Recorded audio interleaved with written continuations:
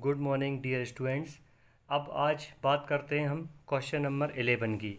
ठीक है, 11 वाले क्वेश्चन में preparation of revaluation account page number 214 पे आज निकालेंगे।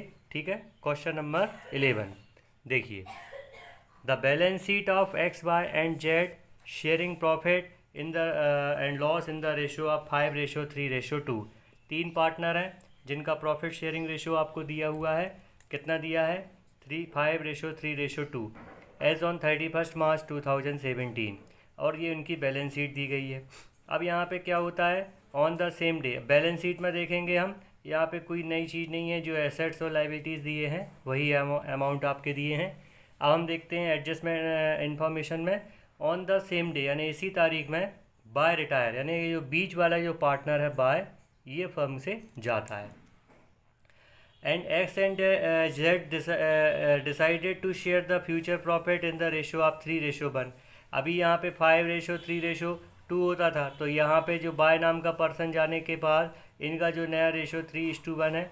इसका मतलब है यहाँ पे हमको ओल्ड और न्यू रेशियो के according calculation of gaining ratio करना पड़ेगा। अब बात आती है, following adjustment were made. Number 1, an amount of ₹1,200 included in sundry debtors be written off as no longer receivable.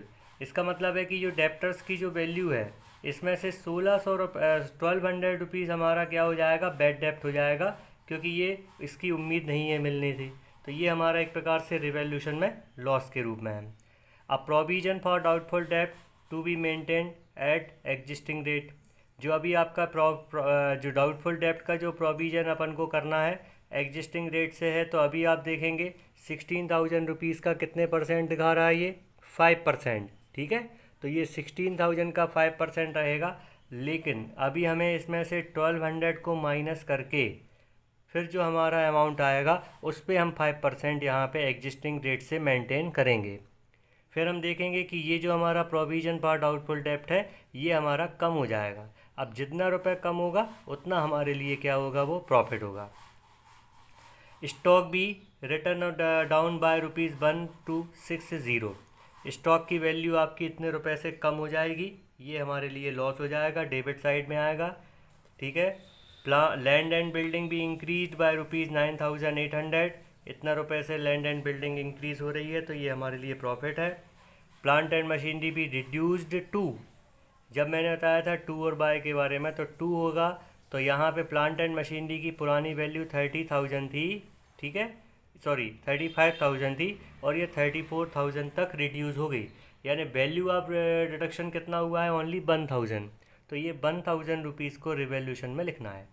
Then an amount of ₹1,600 included in sundry creditor be written back as no longer payable. मतलब एक 1,600 का amount जो हमारे ये creditor में include है, अब हमको इसके अमाउंट को पे करने की रिक्वायरमेंट ज़रूरत नहीं है, तो ये हमारे लिए प्रॉफिट है। Prepare revaluation account. अब इसका अपन को रिवैल्यूशन अकाउंट बनाना है। देखिए मैं आपको बता रहा हूँ। सबसे पहले अपन क्वेश्चन नंबर इसका फॉर्मेट बना लेंगे। Question number 11 revaluation account. ठीक है, फॉर्मेट आपको पता ही है, पर्टिकुलर अमाउंट। ठीक है, देखिए मैंने आपका टाइम सेविंग करने के लिए ये फॉर्मेट आपको बनाया, और मैं अब आपको एक एक आइटम एक्सप्लेन कर रहा हूँ। रीवैल्यूएशन अकाउंट जानते ही हैं, ये डेबिट साइड है और ये हमारा क्रेडिट साइड है। सबसे पहला एडजस्टमेंट हमारा लिखा है, क्वेश्चन में आप देखेंगे, and amount of ₹1,200 included in sundry debtors be written off as no longer receivable.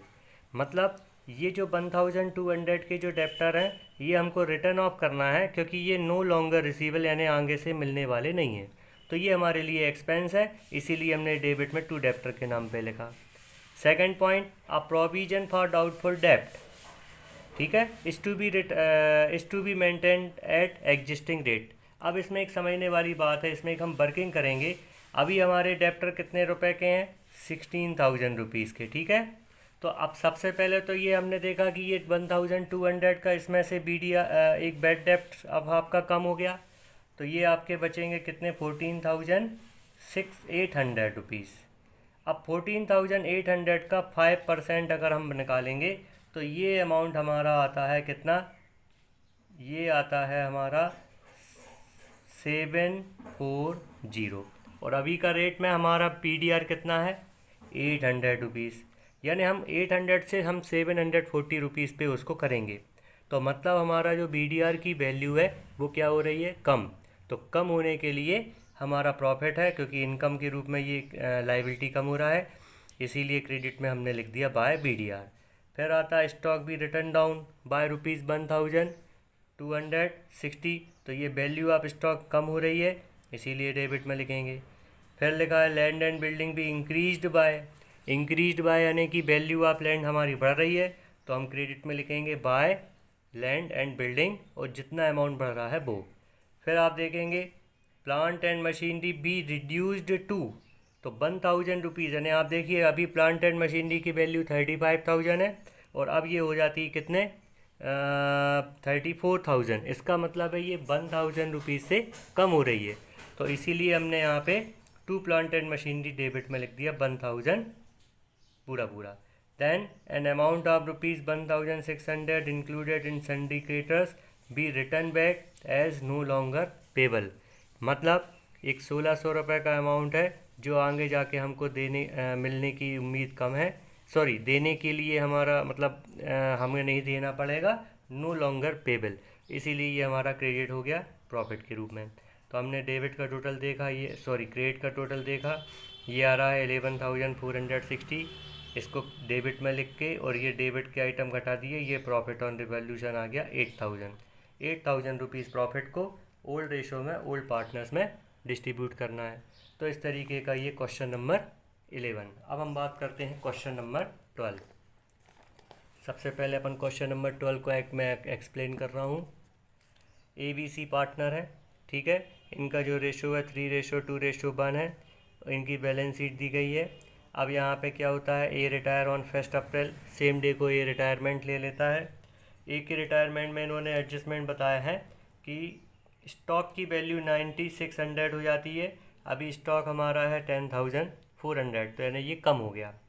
Machinery 8,800 हो जाती है, 9,600 से कम हो गई। डेप्टर अब के हो जाते हैं 11,200, अभी 12,000 थे, ये भी कम हो रहे हैं।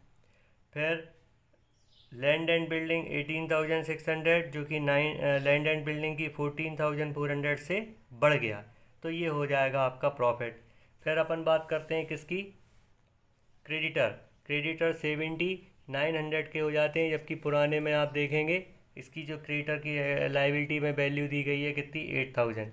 तो इस तरीके से क्रेडिटर की वैल्यू भी हमारी कमती है, तो ये हमारा प्रॉफिट है क्योंकि ये लाइबिलिटी कम रहा है। बिल पेबल 1,600 से 1,500 होता है, तो ये भी लाइबिलिटी कम हो गया। और अगला एक अमाउंट इनने नया दे दिया, आउटस्टैंडिंग एक्सपेंसेस, मतलब आउटस्टैंडिंग एक्सपेंस के रूप में एक अपना ये लाइबिलिटी है, ये क्रिएट हो गया। तो लाइबिलिटी क्रिएट हो गया, तो ये हमारे लिए एक्सपेंस है। Assuming that the above adjustment are duly carried through after A's retirement, balance in his capital account is transfer to his loan account, prepare necessary accounts. अब देखिए इन्होंने बताया assuming that the above adjustments are duly carried through, मतलब ये मानते हुए कि ये जो ऊपर वाले एडजस्टमेंट हैं इनको हमको कैरी करना है, ठीक है। कैरी करने के लिए हमको रिवॉल्यूशन करना पड़ेगा, तो पहला काम तो हम रिवॉल्यूशन अकाउंट तैयार करेंगे। इसके बाद इन्होंने कहा है कि जो ए के रिटायरमेंट के बाद जो balance of his capital account, यानी उसका जो कैपिटल अकाउंट का बैलेंस है वो हमको उसकी लोन अकाउंट में ट्रांसफ़र कर देनी है। तो सबसे पहले रिवॉल्यूशन का तो मैंने आपको सिस्टम बता ही दिया।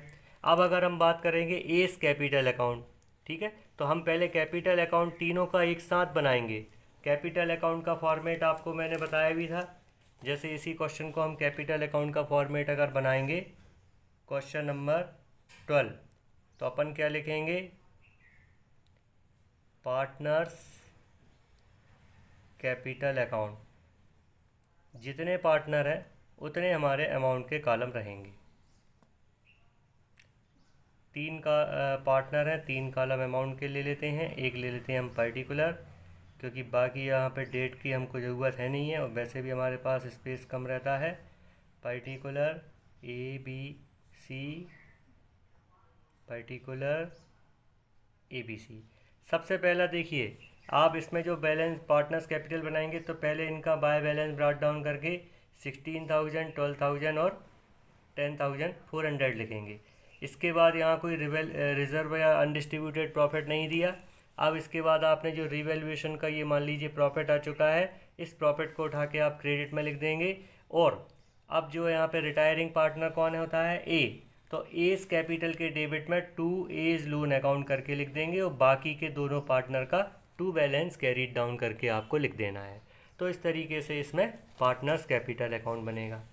अब हम बात करते हैं question number 13, distribution of reserves and profit and losses. अब यहाँ से हमको एक नई चीज़ ऐड हो जाती है कि बैलेंस शीट जो हमारा दिया है, आप देखिए इसमें ये रिज़र्व फंड भी दिया है।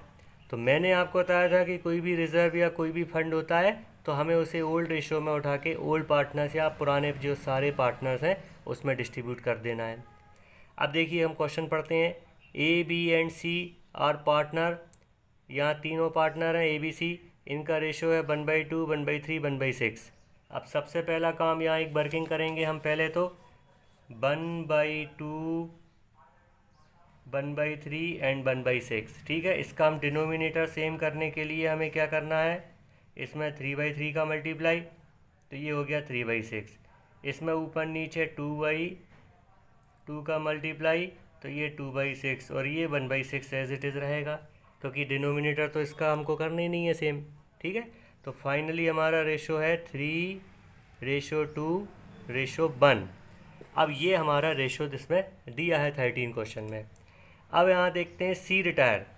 ठीक है, from the firm, from the business, it is agreed to adjust the value of the assets as follows. यहाँ पे एडजस्टमेंट करना है। A provision for 5% on sundry debtors to be made for bad and doubtful डेप्ट। यहाँ पे 5% हमको BDR बनाना है, तो ये डाउटफुल डेप्ट पे मतलब यानी कुल मिला के डेप्टर्स की वैल्यू कम रही है तो रिवैल्यूएशन के डेबिट में आएगा। फिर बात करते हैं, स्टॉक एंड फर्नीचर भी depreciated by 5-10%। Stock 5% value debit में लिखनी है कम करके, और फर्नीचर की वैल्यू 10% डेबिट में। एंड बिजनेस प्रमाइसेस भी एप्रिशिएटेड बाय 880। बिजनेस प्रमाइसेस की जो वैल्यू है वो 880 रुपीज़ से बढ़ रही है, तो ये आ जाएगा क्रेडिट में। यहाँ पे हमें पास द नेसेसरी जर्नल एंट्रीज, यहाँ जर्नल एंट्री बनानी है। And profit and loss adjustment account, profit and loss adjustment account यानी रिवैल्यूएशन अकाउंट का ही दूसरा नाम है। ठीक है, प्रीवियस चैप्टर्स में भी आपको ये बात बताई थी। तो जर्नल एंट्री में आप कह ले तो ये रिवैल्यूएशन वाली एंट्रीज करेंगे, और ये एक एंट्री आपकी जो रिज़र्व हमारा फंड है, रिज़र्व फंड को डिस्ट्रीब्यूट करेंगे।